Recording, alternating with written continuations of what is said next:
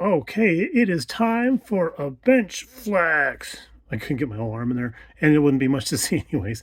But yeah, we're just kind of doing like a little bit of a bench update, kind of giving you an idea what we got going on because we do have a lot more than just a couple of things that we've been doing videos about. So we have an Oshima kit here. This is a Skyline. No, not excuse me, not a Skyline kit. This is, oh my goodness, I can't remember what it is. This is. It's a Sylvia kit.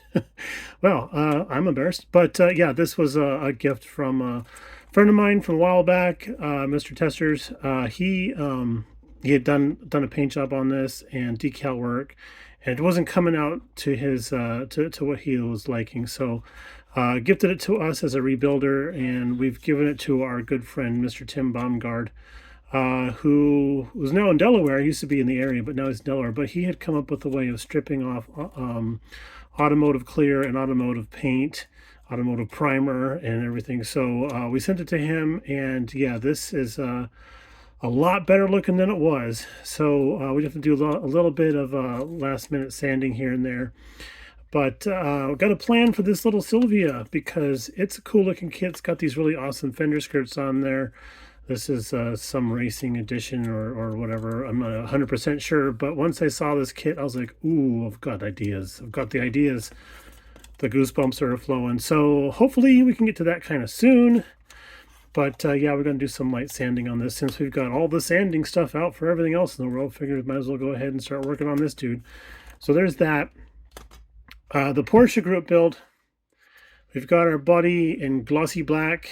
It's not 100% glossy. There's some stuff on the hood there going on, which I have to sand down. And then I might have to do one more pass of gloss black, but she's getting really, really close. It doesn't look so bad in that black, you know. But there's some nice gloss areas here and there. Just the overspray dries a little too quickly. Even though I painted this super early in the morning when it was only 95 degrees in the garage, it was still a little too warm and a little too dry for this Tamiya rattle can stuff. So, you know, you can't really change the formulation on that. You just have to find a better time of day to paint. So 4 o'clock in the morning did not seem like a good time to me, but we're going good on that. Over there in the background, you can see we have the interior and its final colorings, and we're going to go starting with our detail painting there post haste. The color of the car, which one's better looking here, is going to be gloss aluminum TS17. That's looking really good. It has a nice gloss to it already, but the black base really makes a difference, I think. So that's why we're going through that extra step of doing a base coat for this. And this is all for an experiment. This is all experimental for the commission build that we're doing, which is the Nissan GTR kit that we're doing for a client. And we're getting close to painting the body on that. And I wanted to see what the differences would be like if we had gone with a black base as opposed to primer.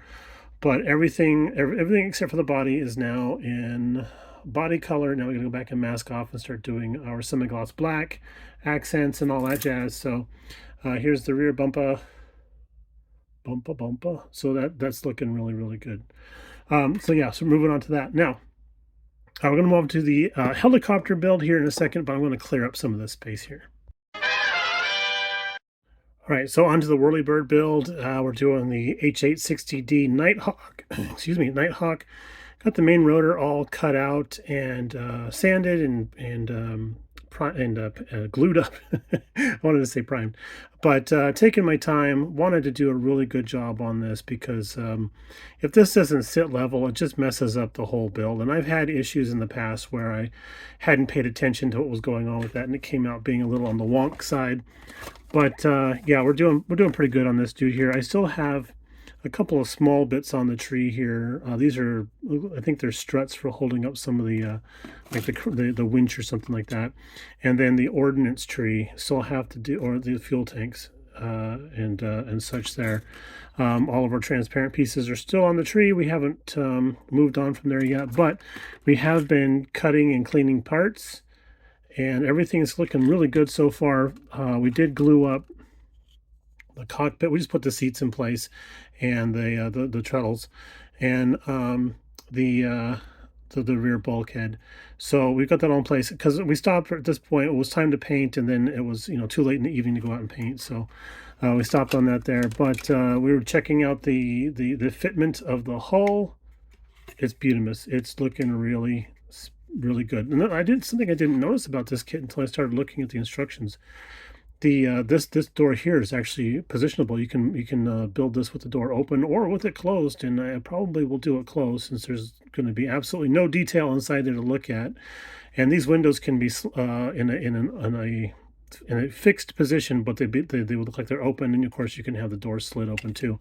So I mean, there's a lot of cool stuff you can do with this kit here if you have the desire to go into the 1/72nd realm of hyper detailing, which well, I don't. So I just love the camo scheme, and I'm like, I want to get to the camo scheme. I want to get to the camo scheme. So, you know, that kind of deal there. So that's the Whirlybird build.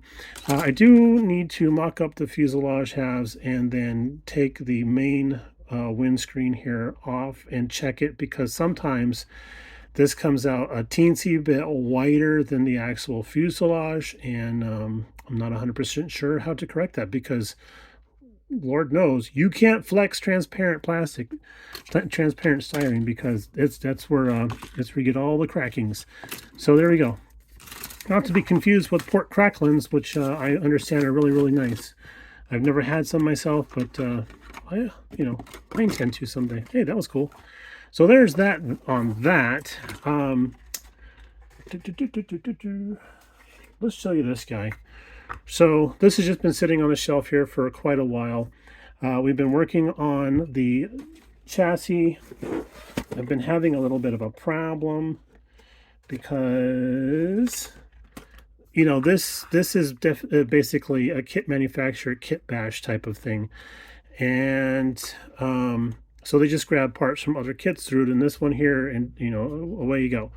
Well, the wheels were sitting far too close, far too inboard, and were rubbing against, if I remember correctly, they are rubbing against the 4-link bars coming back off of there, the ladder bars. And I thought, you know, we should probably distance those just a little bit. So I cut some aluminum tubing to fit in there. And then I thought, oh, that looks great. It's lining up with the chassis just fine, all stuff. I was like, okay, now we need to mock it up and make sure it actually fits together right. Well, the aluminum tubing sleeves that I cut are too long, making this stance too wide. Because the meats aren't stuffing up inside of there very easily, because the body undercuts a lot on this guy. So I was like, okay, well, let's take it all apart and cut the tubing and shorten it up a little bit. I can't get it apart. I know I didn't put glue on that. It is, it might be vacuum sealed, you know, with such a tight tolerances. But I fear that if I was getting a little too angry with frustration trying to work on this. So I thought I better set this down for a while, because I'm going to just rip this all to pieces. And that's not going to make anybody happy. So set it aside for a couple days, and I thought I'll come back and retackle that again. And now I'm getting the urge to go back in there and see if I can get this apart and shorten that all up. Tuck the wheels in so that they don't rub against the fender, the forward and leading the leading edges of the. I'm not sure how to say that. These parts here, this part and that part, just want to rub real bad. And the thing that really kills me is Mr. Lucasy had done a video about how to cut and lengthen this so you could have a little bit more opening in there while keeping the whole flavor.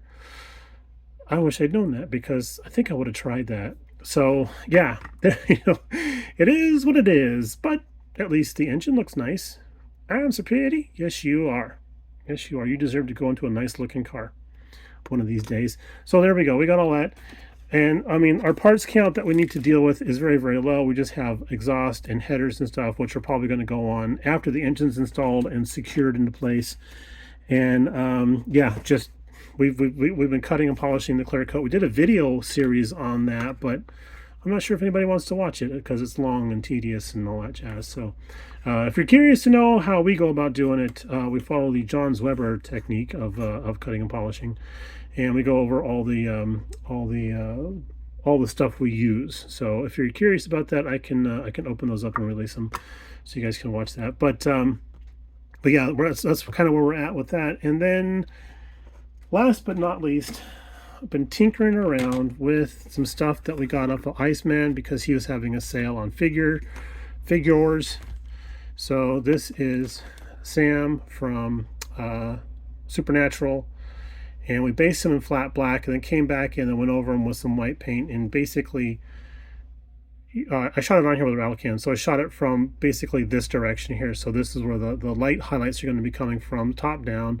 A little bit stark, but we can still see his facial features pretty well. And it's hitting all the right folds and stuff like that. So I think, okay, cool. We'll go on and probably do some washes and some coloring on that. But I'm just curious about figure painting, trying to take it to the next level. And let's see here. We also have a 3D printed Mando that was gifted to us by Mr. Lucas C. A friend of his sent it to him, and he wasn't able to build it, so he asked if we would be able to do it. And we got the head based in black, and I just did a flat black just to see how it's going to look. And now we got to go back and do it in gloss so we can start the chroming process. And I say chroming process, really that means we're going to be spraying it all clad. And we got this lady here who's not happy about much. She I'm going to refer to her as the spouse at the model show, because that is a classic stance. But yeah, we're just practicing our figure painting and such, because we have a set of figures that we really want to do a good job on. We have the Ghostbuster set, and those are my heroes. I want to do an excellent job on those, so we're doing these practice guys here. So that's that. All right, y'all, sorry for the lengthy video, but we do have a lot to cover because we got a lot going on. And it's so hot outside, all we can do is bench time when it's tolerable. All right, y'all, take it easy. Talk to you later on. Thanks for all the subscribers, and thank you for viewing. And if you made it this far into the video, go have a cookie. Mine's going to be chocolate chip. All right, y'all, see you in the next one. Bye now.